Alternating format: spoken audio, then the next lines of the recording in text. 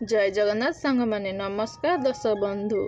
ज्येष्ठ मास अमावास्या तिथि रे पालन करा जाए महा सती सावित्री व्रत। यह सावित्री अमावास्या नाम रे मध्य जना जाए। एही दिन सधवा नारी माने निज स्वामीर दीर्घायु कामना करी व्रत करिथांती। किंतु कौन आपण माने जानिछंती किए प्रथमे पालन करिथिले एही व्रत? एही व्रतर कौन फल मिली थाए? कौन रही एही व्रतर पूजाविधि और पौराणिक मत? आसंतु जानिबा संपूर्ण सत्यतार कहानी। हिंदू धर्म रे 12 मासरे 13 पर्व रही, अर्थात आमे गोटे वर्षरे अनेक ओषा और व्रत पालन करिथाउ ओ किंतु एमानक मध्यरे एमिति किछि व्रत रही जहाँकि केवल महिला माने ही पालन करिथांती एवं से सबु बहुत कष्टकर थाए, कारण से व्रत मानकर नियम अति कठोर अटे। महिला माने सही व्रत न सरिबा जाए निर्जल उपवास करिथांती। तांको पाई अन्न और जल सबुकिछि वर्जन थाए एवं विशेष कथा एया जे एसबु व्रत निज पाई नुहे, निज परिवार सदस्यंक मंगल पाई करिथांती। आजि आमे सेही परी एक व्रत विषय रे जानिबा जहाँकि एही प्रचंड खरा ज्येष्ठ अमावास्या तिथि रे पालन करा जाए। ज्येष्ठ अमावास्या बा सावित्री व्रत को नहीं महाभारत ग्रंथरे मध्य उल्लेख रही।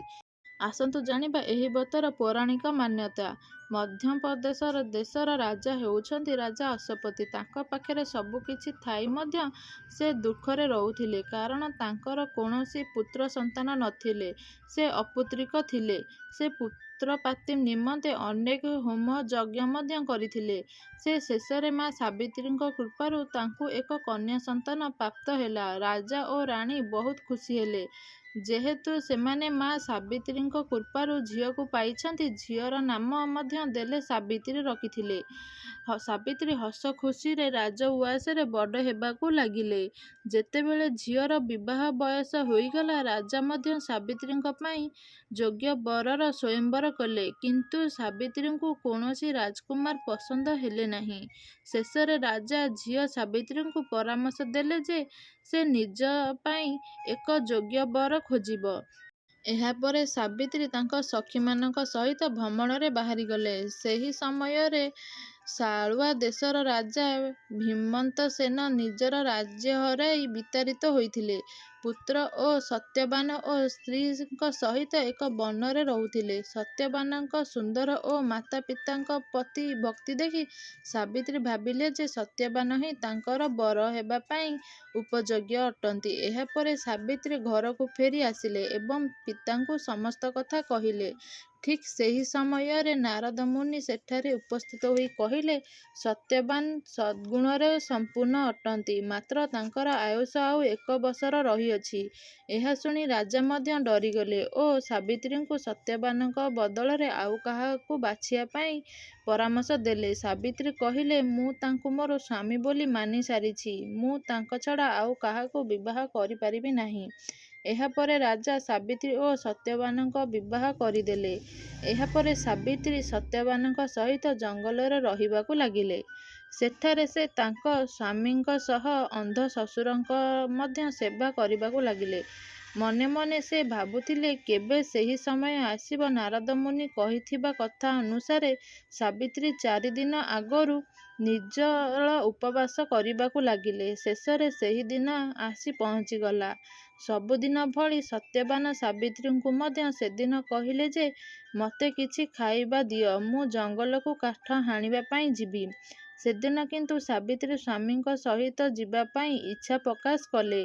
स्वामीଙ୍କ बारण करिबा सत्ते सावित्री जंगलकू जिबा पाई जिद कले। शेषरे दुई स्वामी स्त्री जंगलकू गले। किछि समय काठ हाणिबा परे सत्यवानଙ୍କ मुंड बुलेइला ओ से सेठारे गछरु ओह्लाई आसिले। सावित्री किंतु जानिगले जे सेही समय आसीगला एवं स्वामीଙ୍କ तांको कोଳରେ शोइबा पाई कहिले। किछि समय परे सेठारे यमराज आसी पहुंचीगले। एहा देखि सावित्री पचारिले, आपण किए? हे महात्मा। यमराज कहिले, मु हेउछि जन्तुपति यमराज। सावित्री, मु एठाकू काहेकि आसीछि आपण बहुत भल भाबरे जानिछंती। तुम स्वामीଙ୍କ आयुष समाप्त होई सारिछि। ଏତିକି କହି ଯମରାଜ ସତ୍ୟବାନଙ୍କ ପ୍ରାଣ ଘେନି ସେଠାରୁ ଯିବାକୁ ଲାଗିଲେ। ସାବିତ୍ରୀ ମଧ୍ୟ ସତ୍ୟବାନଙ୍କ ପଛେ ପଛେ ଧାଇଁଲେ। ଏହା ଦେଖି ଯମରାଜ କହିଲେ, ତୁମେ ଏଠାରୁ ଫେରିଯାଅ ସାବିତ୍ରୀ, ମୋ ପଛରେ ଧାଇଁ କିଛି ଲାଭ ନାହିଁ। ସାବିତ୍ରୀ କହିଲେ, ମୁଁ ପତିବ୍ରତା ନାରୀ ଅଟେ। ମୁଁ ମୋ ପତିଙ୍କ ବିନା ମୁଁ କ'ଣ କରିବି? ମୋ ପତି ଯୁଆଡ଼େ ଯିବେ ମୁଁ ମଧ୍ୟ ସେଇଠି ରହିବି। ଯମରାଜ ବୁଝାଇବା ସତ୍ତ୍ୱେ ସାବିତ୍ରୀ ମାନିଲେ ନାହିଁ। ଫଳରେ ଯମରାଜ ସ୍ୱାମୀଙ୍କର ଜୀବନ ଛଡ଼ା ଅନେକ ବର ମାଗିବା ପାଇଁ କହିଲେ। ଏହାପରେ ସାବିତ୍ରୀ ମୋର ଅନ୍ଧ ଶ୍ୱଶୁରଙ୍କର ନେତ୍ର ଭଲ କରିଦିଅ ବୋଲି କହିଲେ। ଯମରାଜ ତଥାସ୍ତୁ କହି ଆଗକୁ ଚାଲିବାକୁ ଲାଗିଲେ। ସାବିତ୍ରୀ ପୁଣି ପଛରେ ଗୋଡ଼ାଇବାକୁ ଲାଗିଲେ। ଯମରାଜ ଏହା ଦେଖି ପୁଣି ଏକ ବର ମାଗିବା ପାଇଁ କହିଲେ। ଏଥର ସାବିତ୍ରୀ ତାଙ୍କ ଶ୍ୱଶୁରଙ୍କୁ ତାଙ୍କର ରାଜ୍ୟ ମିଳିଯାଉ ବୋଲି କହିଲେ। ଯମରାଜ ତଥାସ୍ତୁ କହି ଆଗକୁ ଚାଲିବାକୁ ଲାଗିଲେ।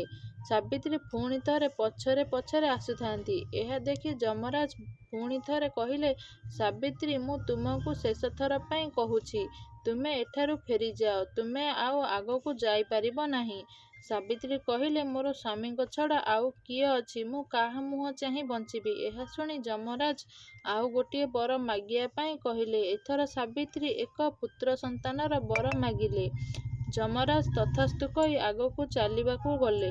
ସାବିତ୍ରୀ ପୁଣି ପଛରେ ପଛରେ ଗୋଡ଼ାଇବାକୁ ଲାଗିଲେ ଏବଂ ଯମରାଜକୁ କହିଲେ, ତୁମେ ହେଉଛ ଯନ୍ତୁପତି, ତୁମକୁ ସାରା ସଂସାର ମାନୁଛି, କିନ୍ତୁ ତୁମେ ଯଦି ତୁମ ନିଜ କଥା ନିଜେ ରକ୍ଷା କରିପାରିବ ନାହିଁ, ତାହେଲେ ତୁମର କ'ଣ ଯଶ ରହିବ? ଏହାପରେ ଯମରାଜ ଆଶ୍ଚର୍ଯ୍ୟ ହୋଇ ପଚାରିଲେ, ମୁଁ କ'ଣ କେଉଁ କଥା ରଖିପାରିଲି ନାହିଁ? ସାବିତ୍ରୀ କହିଲେ, ମୁଁ ହେଉଛି ଏକ ପତିବ୍ରତା ନାରୀ। କିଛି ସମୟ ଆଗରୁ ଆପଣ ଏକ ପୁତ୍ର ପ୍ରାପ୍ତିର ବର ଦେଇଛନ୍ତି। ଯଦି ଆପଣ ମୋର ସ୍ୱାମୀର ଜୀବନ ଫେରାଇବେ ନାହିଁ, ତାହେଲେ ଏହା କିପରି ସମ୍ଭବ? ଏହାପରେ ଯମରାଜ କହିଲେ, ତୁମେ ପତିଭକ୍ତି ଉପରେ ସଂସାର ନିୟମକୁ ମଧ୍ୟ ହାରିବାକୁ ପଡ଼ୁଛି। ଏହା କହି ଯମରାଜ ସତ୍ୟବାନଙ୍କ ଜୀବନ ଫେରାଇଦେଲେ ଓ ସାବିତ୍ରୀଙ୍କୁ ଜୀବନାସାରା ସ୍ୱାମୀଙ୍କ ସହିତ ଖୁସିରେ ସଂସାର କରିବାକୁ କହି ସେ ସେଠାରୁ ଚାଲିଗଲେ। ଧୀରେ ଧୀରେ ସତ୍ୟବାନ ଭଲ ହେବାକୁ ଲାଗିଲେ। ଅନ୍ଧ ଶ୍ୱଶୁରଙ୍କୁ ତାଙ୍କର ଆଖି ଓ ତାଙ୍କର ରାଜ୍ୟ ମଧ୍ୟ ମିଳିଗଲା। ଏହାପରେ ସମସ୍ତେ ହସଖୁସିରେ ଜୀବନ ଅତିବାହିତ କଲେ। ସେହିଦିନଠାରୁ ସମସ୍ତ ସାଧବ ନାରୀମାନେ ନିଜ ନିଜ ସ୍ୱାମୀଙ୍କର ଜୀବନର ଦୀର୍ଘାୟୁ କାମନା କରି ସାବିତ୍ରୀ ବ୍ରତ କରିଥାନ୍ତି ଓ ବିଶ୍ୱାସ ଅଛି ଯେ ଏହି ବ୍ରତ କରିବା ଦ୍ୱାରା ସ୍ୱାମୀଙ୍କର ସମସ୍ତ ଦୋଷ ଓ ଖଣ୍ଡନ ହୋଇଥାଏ। ତେବେ ଦର୍ଶକବନ୍ଧୁ, ଏ ଥିଲା ମା ସତୀ ସାବିତ୍ରୀଙ୍କ ବିଷୟରେ ଏକ ଛୋଟ ପୌରାଣିକ କଥା।